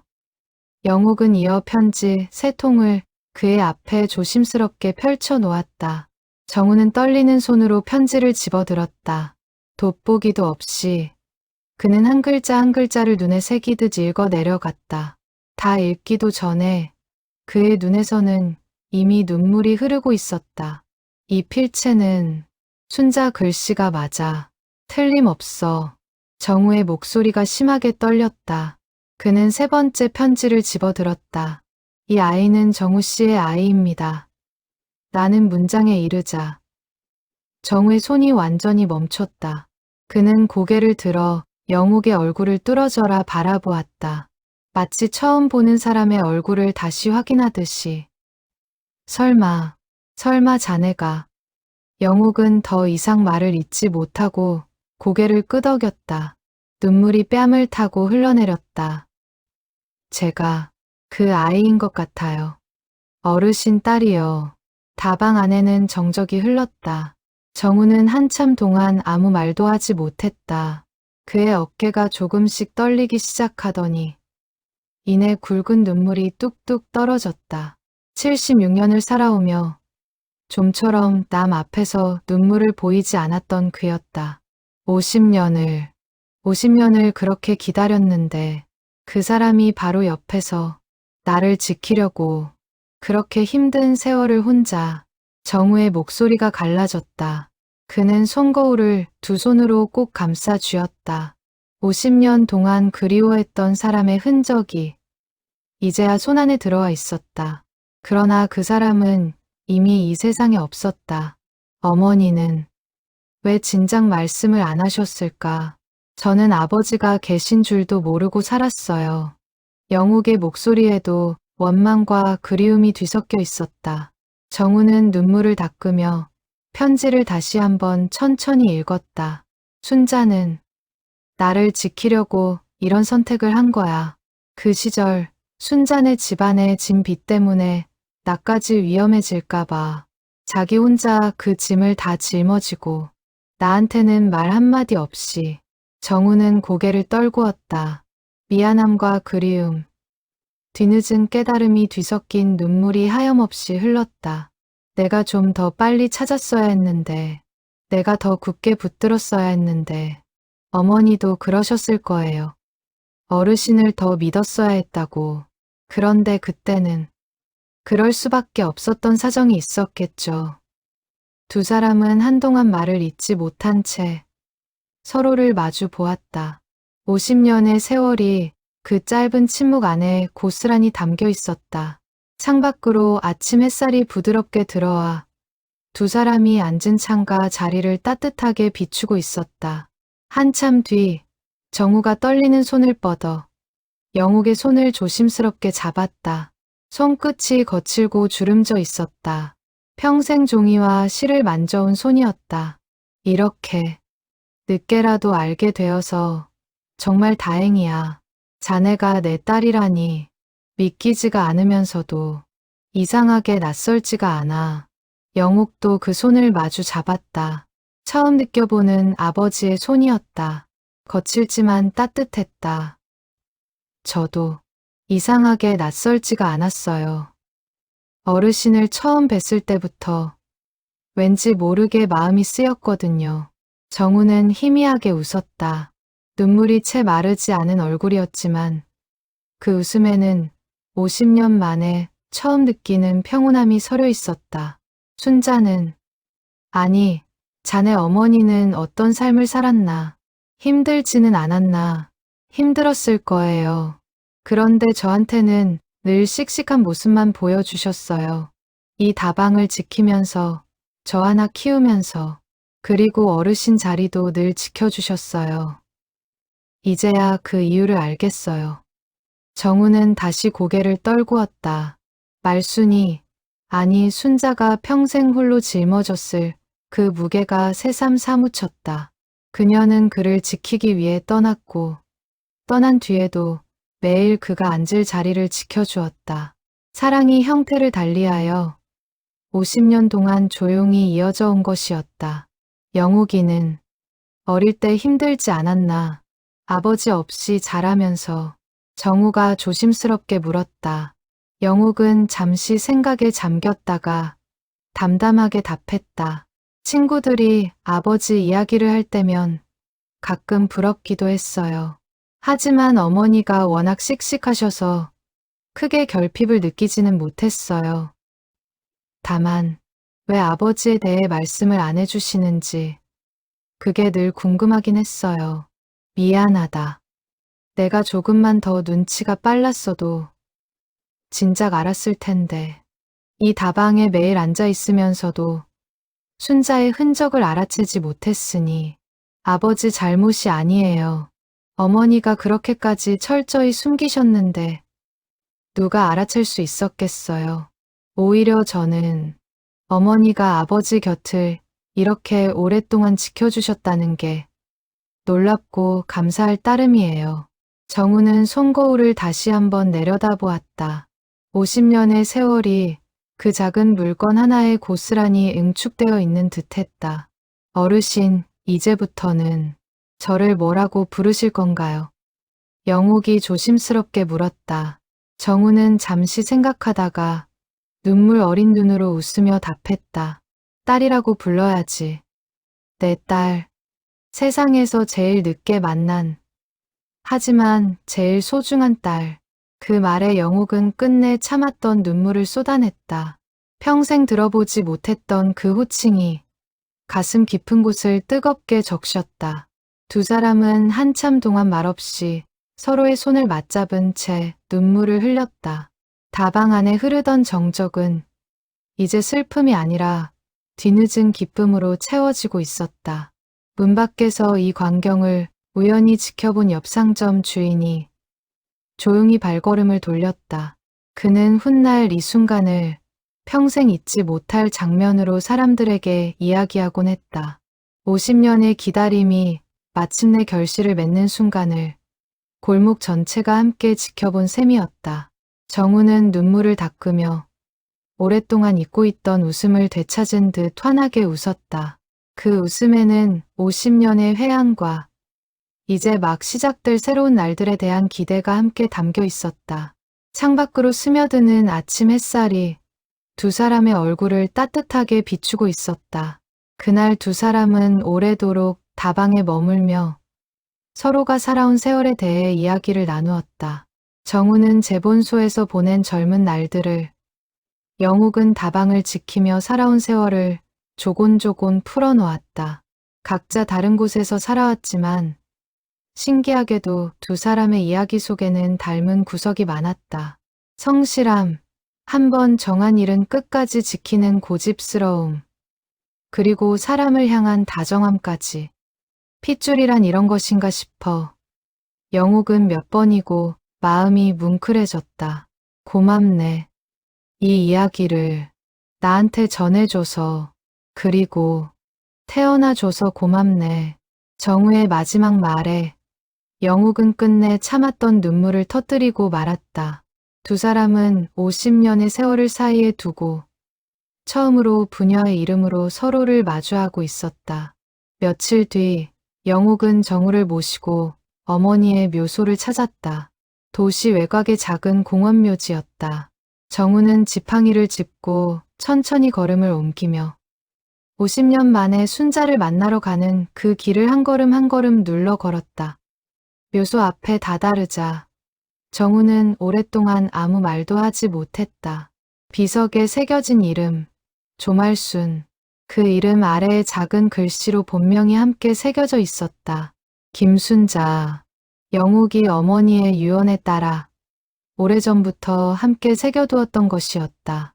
어머니가 돌아가시기 전에 언젠가 본명을 함께 새겨달라고 하셨어요. 그때는 그냥 옛 이름이려니 했는데 이제 보니 어르신을 기억하기 위한 이름이었나 봐요. 정우는 무릎을 꿇고 비석을 어루만졌다. 손끝이 차가운 돌 위를 오래도록 쓸었다. 순자야, 미안하다.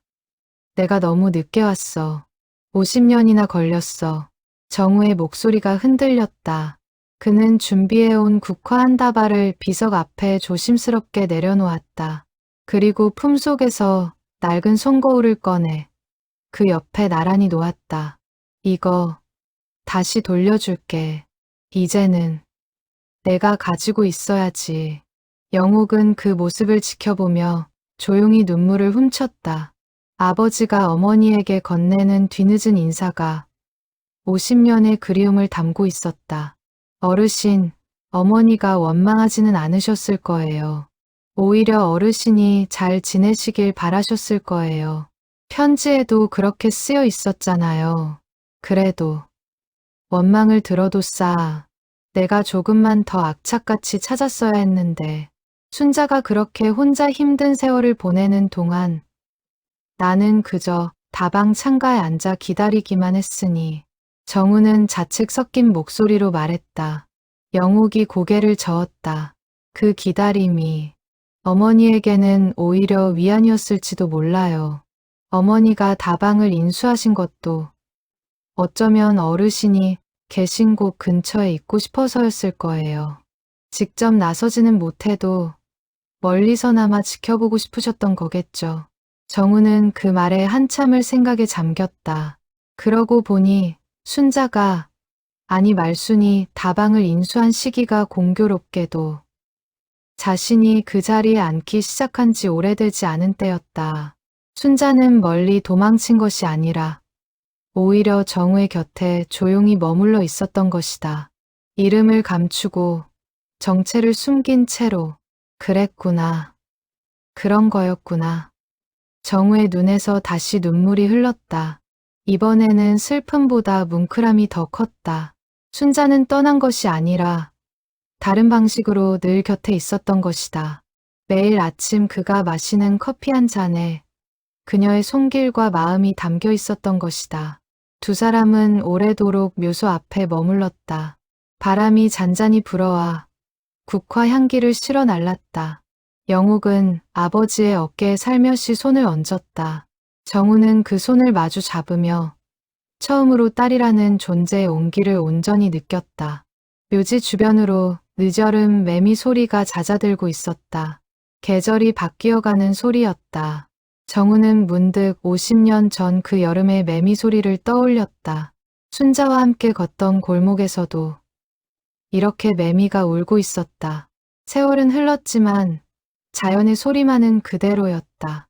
정우는 비석 옆에 심어진 작은 국화 화분을 손끝으로 어루만졌다.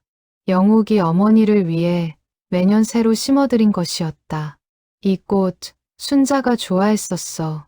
여름 끝자락에 피는 노란 국화를 유난히 좋아했었지. 어머니가 좋아하셨던 꽃이었군요. 저는 그냥 예뻐서 심었는데 어쩐지 어머니가 늘 반가워하시는 것 같더라고요. 영옥의 말에 정우는 희미하게 웃었다. 핏줄은 이렇게 알지 못하는 사이에도 서로 닮은 마음을 남기는 모양이었다. 정우는 자리에서 일어나기 전 마지막으로 비석에 손을 얹고 나직이 속삭였다. 순자야, 이제 나 걱정하지 말고 편히 쉬어. 우리 딸, 내가 잘 돌볼게. 그리고 사랑했다. 그때도 지금도 변함없이. 그 말을 끝으로 정우는 천천히 몸을 일으켰다. 영옥이 그의 팔을 부축하며 함께 걸음을 옮겼다. 두 사람의 그림자가 노을 속에 길게 늘어졌다. 묘지를 벗어나는 길. 정우의 발걸음은 처음 왔을 때보다 한결 가벼워 보였다. 차를 세워둔 곳까지 걸어가는 동안 정우는 몇 번이고 뒤를 돌아보았다. 멀어지는 묘소를 향해 마지막으로 손을 흔들었다. 그것은 이별의 손짓이 아니라 이제부터는 다시 자주 찾아오겠다는 약속의 손짓이었다. 영옥은 운전석에 오르기 전 문득 아버지에게 물었다. 아버지, 이제 마음이 좀 편해지셨어요? 정우는 잠시 생각하더니 고개를 끄덕였다. 그래, 50년 동안 짊어지고 있던 무거운 짐을 이제야 내려놓은 기분이야. 순자를 원망하지 않게 된 것도 오늘이 처음인 것 같구나. 그 말에 영옥도 마음이 놓였다. 아버지의 얼굴에서 처음으로 진정한 평온함을 발견할 수 있었다. 이제라도 아버지라고 불러도 될까요? 영옥이 조심스럽게 물었다. 정우는 목이 메어 대답 대신 고개를 크게 끄덕였다. 그리고 떨리는 목소리로 겨우 대답했다. 불러줘. 꼭 그렇게 불러줘. 묘소 앞. 두 사람은 50년. 세월을 건너뛰어 처음으로 아버지와 딸이라는 이름으로 서로를 온전히 받아들이고 있었다. 돌아오는 길. 정우는 차창 밖으로 스쳐 지나가는 풍경을 오래도록 바라보았다. 50년 전 순자와 함께 걷던 골목들이 이제는 많이 변해 있었지만 마음속 풍경만은 그대로였다. 영옥이, 아니, 딸아. 정우가 조심스럽게 그 호칭을 처음 입에 올렸다. 영옥은 그 부름에 가슴이 뭉클해져 저도 모르게 눈시울이 붉어졌다. 네, 아버지. 두 사람은 서로의 새로운 호칭을 주고받으며 잠시 말을 잇지 못했다. 낯설지만 따뜻한 울림이었다. 내가 살면서 후회하는 일이 딱 하나 있다면 순자를 더 붙잡지 못한 거였어. 그런데 이제 보니 하늘이 그 후회를 이렇게 갚아주시는구나. 늦었지만 딸을 만나게 해주셨으니. 정우의 목소리에는 회한과 감사가 함께 묻어 있었다. 영옥은 운전대를 잡은 손에 힘을 주며 눈물을 삼켰다. 저도 평생 아버지 없이 자랐다고 생각했는데 이제 보니 그렇지 않았던 것 같아요. 어머니가 늘 아버지 몫까지 사랑해 주셨거든요. 그리고 이제는 진짜 아버지가 곁에 계시니까요. 차 안에는 오랜만에 평온한 침묵이 흘렀다. 창밖으로 노을이 붉게 물들고 있었다. 50년 전 정우가 순자에게 청혼하던 날의 노을과 이상하게도 닮아 있었다. 집으로 돌아온 정우는 그날 밤 오랜만에 깊은 잠을 잤다. 50년 동안 그를 짓눌러온 물음표 하나가 이제야 마침표를 찍은 듯했다. 다음 날 아침 그는 여느 때보다 한결 가벼운 얼굴로 눈을 떴다. 영옥 역시 그날 이후 다방을 대하는 마음이 달라졌다. 그저 어머니가 남긴 생업의 터전으로만 여겼던 이 공간이 이제는 부모의 사랑이 깃든 소중한 유산으로 다가왔다. 재개발로 곧 사라질 것이라는 사실이 더욱 아쉽게 느껴졌지만 동시에 그 안에 담긴 이야기만은 영원히 사라지지 않으리라는 확신도 함께 생겼다. 며칠 뒤 정우는 영옥에게 작은 부탁을 하나 했다. 순자 묘소에 한 번 더 다녀오고 싶은데 이번에는 내가 직접 준비한 걸 가지고 가고 싶어. 영옥은 흔쾌히 응했다. 정우는 며칠에 걸쳐 정성스레 무언가를 준비했다. 50년 전 순자에게 선물했던 것과 똑같은 모양의 손거울을 수소문 끝에 구했고 그 뒷면에 직접 글씨를 새겼다. 그리고 낡은 노트 한 권에 순자와 나누었던 추억들을 하나하나 기록해 나갔다. 두 번째로 묘소를 찾은 날, 정우는 그 노트를 비석 앞에 조심스럽게 내려놓았다. 순자야, 우리가 나눴던 이야기들 하나도 잊지 않고 다 적어봤어. 심심할 때 읽어봐. 정우의 그 모습을 영옥은 조금 떨어진 곳에서 지켜보았다. 아버지가 어머니에게 건네는 뒤늦은 편지가 50년의 그리움을 조용히 풀어내고 있었다. 재개발 이주 기한이 다가오면서 청명다방도 문을 닫을 날을 정해야 했다. 영옥은 마지막 영업일을 정하고 오랜 단골들에게 소식을 알렸다. 소문은 금세 동네에 퍼졌다. 정우는 그 소식을 듣고 오히려 담담한 얼굴이었다. 예전 같았으면 마지막 남은 기다림의 자리마저 사라진다는 사실에 무너져 내렸을지도 모른다. 그러나 이제 그에게는 자리를 대신할 더 소중한 것이 생겼다. 딸이었다. 다방은 사라지지만 우리는 남았잖아. 그거면 됐어. 정우가 그렇게 말하며 웃었다. 영옥은 그 웃음이 진심으로 편안해 보여 마음이 놓였다. 마지막 영업일. 다방 안은 오랜만에 사람들로 가득 찼다. 오래된 단골 손님들이 하나둘 찾아와 지난 추억을 나누었다. 누군가는 첫 소개팅을 이곳에서 했다고 했고 누군가는 사업 걱정을 이 창가에 앉아 풀어놓았다고 했다. 저마다의 사연이 다방 구석구석에 스며 있었다. 건너편 세탁소를 운영하던 노부부도 찾아왔다. 그들은 50년 넘게 이 골목을 지켜온 이웃이었다. 이 다방 없으면 이제 우리 늙은이들은 어디서 만나나 몰라. 세탁소 주인의 말에 영옥은 웃으며 눈물을 훔쳤다. 방앗간 집 아주머니는 손수 빚은 떡을 가져와 손님들에게 나누어 주었고 오래전 이 다방에서 맞선을 보고 결혼에 성공했다는 노부부도 손을 꼭 잡고 찾아와 예시하기를 풀어놓았다. 우리가 여기서 처음 만났는데 벌써 40년이 지났네요. 이 다방 덕분에 이렇게 행복하게 살고 있어요. 그 말을 들은 영옥은 새삼 이 작은 공간이 얼마나 많은 사람들의 인생에 스며들어 있었는지를 실감했다. 단순히 커피를 파는 곳이 아니라 수많은 만남과 이별, 시작과 끝이 오간 삶의 정거장이었다. 정우는 그날도 어김없이 창가 세 번째 자리에 앉았다. 다만 이번에는 혼자가 아니었다. 옆자리에는 영옥이 함께 앉아 있었다. 이 자리에서 50년을 기다렸는데 마지막 날에는 딸이랑 같이 앉아 있으니 이보다 더 좋을 수가 없구나. 정우의 말에 영옥은 미소를 지었다. 두 사람은 나란히 앉아 마지막으로 창밖 풍경을 함께 바라보았다. 재개발을 앞둔 골목이지만 그 풍경 속에는 50년의 세월이 고스란히 담겨 있었다. 영옥은 문득 손님들 앞에서 마이크를 잡았다.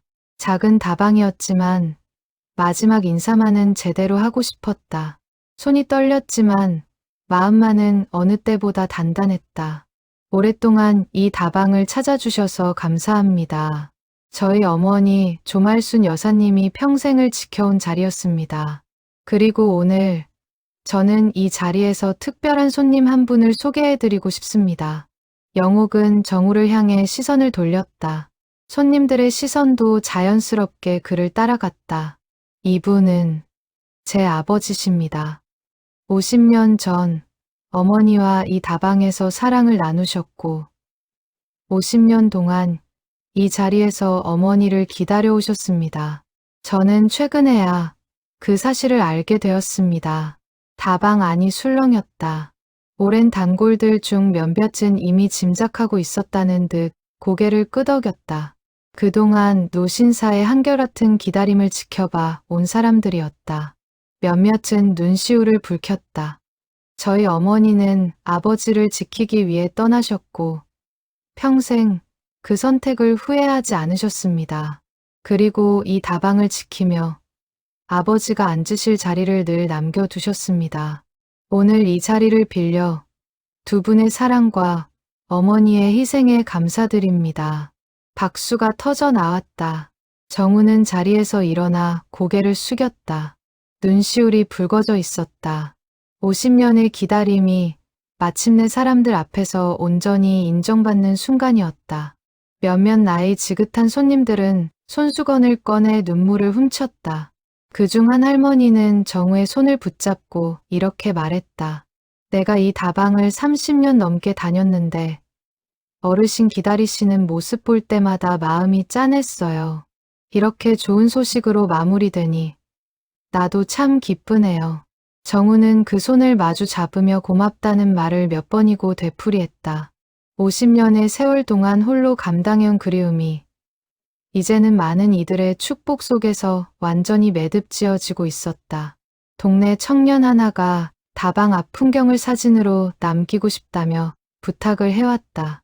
영옥과 정우, 그리고 오랜 단골들이 다방 앞에 나란히 서서 마지막 기념사진을 찍었다. 사진 속 정우의 얼굴에는 50년 만에 처음 보는 듯한 편안한 미소가 담겨 있었다. 사진을 찍고 난 뒤 정우는 다방 안으로 다시 들어가 벽에 걸린 낡은 괴종시계를 오래도록 바라보았다. 순자가 일하던 시절부터 걸려있던 그 시계였다. 영옥이 그 마음을 눈치채고 조용히 말을 건넸다. 저 시계 저희 집으로 가져갈게요. 아버지 방에 걸어드릴게요. 정우는 고개를 끄덕이며 눈시울을 붉혔다. 50년 동안 그와 함께 시간을 새겨온 그 시계가 이제는 새로운 보금자리에서 계속 시간을 새겨나갈 참이었다. 영옥은 다방 안 곳곳을 마지막으로 둘러보며 남길 것과 정리할 것들을 조용히 구분해 나갔다. 낡은 찻잔 몇 개, 손때 묻은 메뉴판, 어머니가 쓰던 앞치마까지. 사소한 물건 하나하나에도 어머니의 손길이 담겨 있어 쉽사리 버릴 수 없었다. 다방 문을 닫기 직전 영옥은 창가 세 번째 테이블의 나무판을 조심스럽게 떼어냈다. 재개발로 건물은 사라지겠지만 이 테이블만은 남기고 싶었다. 정우도 그 마음을 알아채고 고개를 끄덕였다. 이 테이블, 우리 집에 놓자. 앞으로도 매일 아침 거기 앉아서 커피 마시게. 영옥의 제안에 정우는 환하게 웃었다. 50년 동안 지켜온 그 자리가 이제는 다른 곳에서 새로운 아침을 맞이할 준비를 하고 있었다. 손님들이 하나둘 떠난 뒤 다방 안에는 정우와 영옥 단둘만이 남았다. 텅 빈 다방에는 오랜 세월의 냄새가 배어 있었다. 커피 향과 낡은 나무 냄새, 그리고 무수한 사람들의 사연이 스며든 공기였다. 영옥은 카운터에 남아있던 마지막 원두를 꺼내 정우와 자신의 잔에 커피를 내렸다. 설탕 1스푼, 프림 2스푼. 어머니가 50년 동안 지켜온 그 비율 그대로였다. 이 맛이 순자가 늘 타주던 그 맛이야. 정우가 한 모금을 마시며 눈을 감았다. 영옥은 그 모습을 보며 마음이 뭉클해졌다. 어머니가 저한테 가르쳐 주신 방식이에요. 정확한 이유는 말씀 안 하셨는데 늘 이 비율만은 지키라고 하셨거든요. 이제 보니 아버지를 위한 것이었나 봐요. 두 사람은 텅 빈 다방 안에 나란히 앉아 마지막 커피 한 잔을 천천히 나누어 마셨다. 창밖으로는 철거를 앞둔 포클레인이 어렴풋이 보였지만 그 순간만큼은 아무것도 두 사람의 평온을 깨뜨리지 못했다. 밤이 깊어갈 무렵 영옥은 다방의 불을 하나씩 껐다. 마지막 남은 창가 등을 끄기 전 정우는 50년 동안 앉았던 그 의자를 손으로 가만히 쓸어보았다. 정우는 의자 등받이에 새겨진 자잘한 흠집들을 손끝으로 더듬었다. 50년 동안 수많은 사람들이 스쳐 지나간 흔적이었다. 그중 어떤 흠집은 정우 자신이 무심코 남긴 것일지도 몰랐다. 그는 그 흔적들을 하나하나 눈에 담으며 이 공간과 나누었던 시간에 조용히 작별을 고했다. 청명아, 그동안 정말 고마웠다.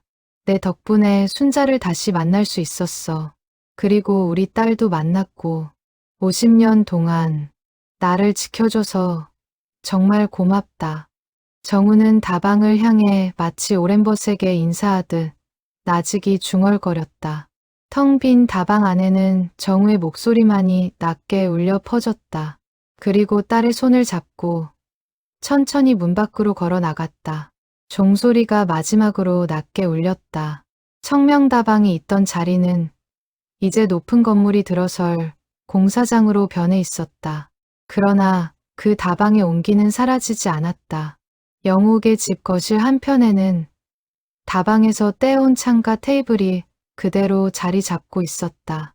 매일 아침 9시 정우는 그 테이블에 앉아 커피 한 잔을 마셨다. 이제는 더 이상 누군가를 기다리는 눈빛이 아니었다. 창밖 대신 그의 시선은 부엌에서 아침을 준비하는 딸의 뒷모습을 향했다. 아버지, 오늘은 손녀도 놀러 온대요. 영욱의 말에 정우의 얼굴에 환한 웃음이 번졌다. 영욱에게는 이미 장성한 딸이 있었고 정우에게는 늦게나마 손녀가 생긴 셈이었다. 처음 손녀를 만난 날 정우는 그 작은 손을 잡고 한참을 놓지 못했다. 할아버지, 왜 이렇게 오래 울어요? 손녀가 천진하게 묻자 정우는 눈물을 닦으며 웃었다. 너무 기뻐서 그런단다. 할아버지가 아주 오랫동안 기다렸던 시간이 이제야 온 것 같아서. 손녀는 그 말을 다 이해하지 못했지만 할아버지의 눈물이 슬픔이 아니라는 것만은 어렴풋이 느끼는 듯했다. 손녀는 작은 손으로 정우의 눈물을 닦아주며 방긋 웃었다. 그 웃음이 정우에게는 50년 기다림에 대한 가장 큰 보상처럼 느껴졌다. 그 후로 손녀는 주말마다 정우를 찾아와 제잘제잘 이야기를 늘어놓았다. 학교에서 있었던 일, 친구들과 다툰 일, 좋아하는 만화 이야기까지. 정우는 그 모든 이야기를 귀 기울여 들으며 놓쳐버린 50년의 시간을 조금씩 되찾아가고 있었다. 정우는 손녀에게 순자의 이야기도 조금씩 들려주기 시작했다. 처음에는 어린아이가 이해하기 어려울까 조심스러웠지만 손녀는 의외로 진지하게 귀를 기울였다. 할머니가 할아버지를 정말 많이 사랑하셨나 봐요. 손녀의 그 말에 정우는 가만히 고개를 끄덕였다. 그래, 세상에서 가장 큰 사랑이었지. 자기 자신보다 할아버지를 더 아끼는 사랑이었어. 그럼 할머니는 지금 하늘에서 우리 보고 계실까요? 그럼 분명히 보고 계실 거야. 이렇게 우리가 다 같이 모여있는 모습을 보시면 아마 세상에서 제일 기뻐하실 거란다. 손녀는 그 말에 환하게 웃으며 할아버지의 품에 폭 안겼다. 정우는 그 작은 체온을 느끼며 50년 전 순자를 처음 만났던 그 여름의 설렘과는 또 다른 깊고 잔잔한 행복을 느꼈다. 계절이 몇 차례 더 바뀌었다. 정우의 방 한쪽 벽에는 청명다방에서 가져온 낡은 괴종시계가 걸렸고 그 아래로는 창가 테이블이 자리를 잡았다. 매일 아침 그 시계가 9시를 알릴 때면 정우는 어김없이 그 테이블에 앉아 커피 한 잔을 마셨다. 다만 이제 그의 곁에는 오지 않는 사람을 향한 그리움, 대신 함께 아침을 맞이하는 가족들의 온기가 자리하고 있었다. 정우는 종종 그 테이블에 앉아 50년 전 순자가 알려준 방식대로 커피를 내렸다. 설탕 한 스푼, 프림 2스푼. 그 익숙한 손놀림 속에서 그는 순자와 함께했던 모든 순간을 다시금 되새겼다. 슬픔은 이제 옅어졌고 그 자리에는 감사와 평온함이 자리 잡았다. 영옥은 가끔 아버지의 그런 모습을 지켜보며 어머니가 왜 그토록 오랜 세월 동안 이 자리를 지켜왔는지 온전히 이해할 수 있었다. 사랑은 눈에 보이지 않는 방식으로도 얼마든지 이어질 수 있다는 것을 부모님의 이야기를 통해 배운 것이었다. 가족들은 주말이면 함께 모여 식사를 했다. 정우는 그때마다 자신이 평생 만들어온 책 이야기를 손녀에게 들려주었다. 그리고 언젠가부터 그는 작은 노트 한 권을 마련해 손수 이야기를 적어 내려가기 시작했다. 순자와의 50년 전 여름, 그리고 50년 만에 되찾은 딸의 이야기였다. 영옥의 남편도 장인이 된 정우를 진심으로 반겼다. 명절이면 온 가족이 모여 정우가 좋아하는 음식을 함께 만들었고 정우는 그때마다 50년 만에 처음 느껴보는 명절의 온기에 눈시울을 붉히곤 했다. 이렇게 북적북적한 명절은 태어나서 처음이야. 정우의 그 말에 가족들은 모두 웃음을 터뜨렸다. 그러나 그 웃음 뒤에는 50년의 외로움을 알고 있는 이들의 애틋한 마음도 함께 담겨 있었다. 이건 나중에 손녀한테 물려줄 거야. 우리 가족 이야기를 책으로 만들어서. 정우는 그렇게 말하며 평생 익힌 제본 솜씨로 직접 표지를 만들었다. 첫 장 여백에는 50년 전 순자에게 약속했던 것처럼 작은 글씨로 이름 하나를 적어 넣었다. 김순자. 영옥은 그 모습을 지켜보며 마음이 따뜻해졌다. 어머니가 평생 감춰온 이야기가 이제는 가족 모두의 이야기가 되어 새롭게 쓰이고 있었다. 슬픔으로 시작된 이야기였지만 그 끝은 따뜻한 재회와 화해였다. 가끔 정우는 옛 다방이 있던 자리를 찾아가 보았다. 이제는 높은 건물의 기초 공사가 한창이었지만 그는 그 자리에 서서 50년 전 여름을 떠올리곤 했다. 순자가 서 있던 자리, 그가 청혼했던 자리, 모든 것이 변했지만 그 기억만은 여전히 선명했다. 순자야, 나 이제 잘 지내고 있어. 우리 딸도 만났고 손녀도 생겼어. 내가 지켜준 그 자리 덕분에 우리 가족이 다시 이어졌어. 고맙다. 정우는 나직이 중얼거리며 하늘을 올려다보았다.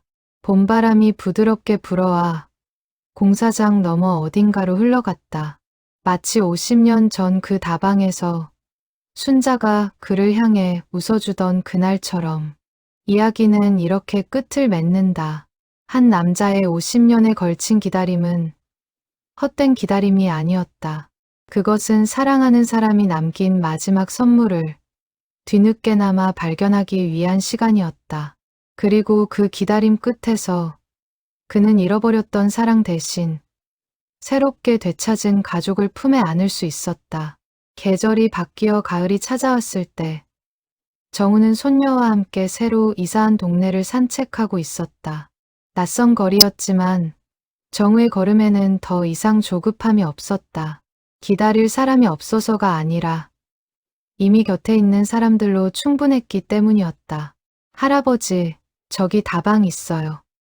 손녀가 가리킨 곳에는 작은 카페 하나가 새로 문을 열고 있었다.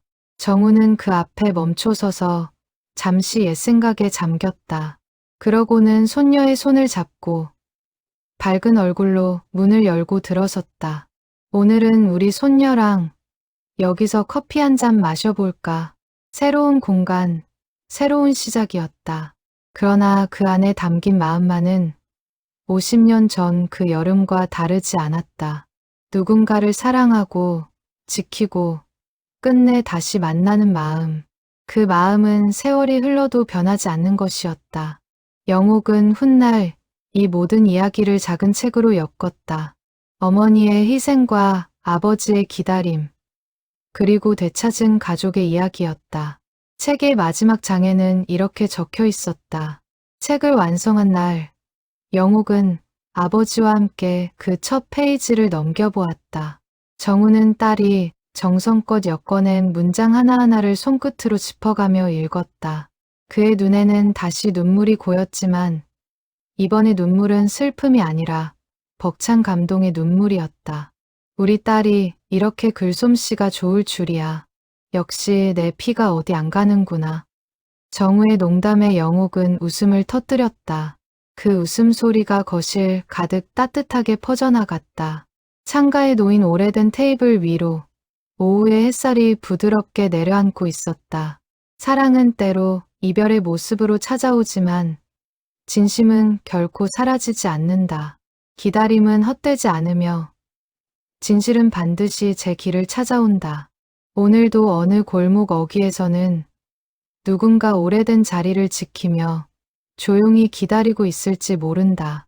그 기다림이 헛되지 않기를, 그리고 언젠가는 반드시 따뜻한 답을 만나기를. 이야기는 그렇게 우리 모두의 마음속에 작은 위로를 남기며 저물어 간다.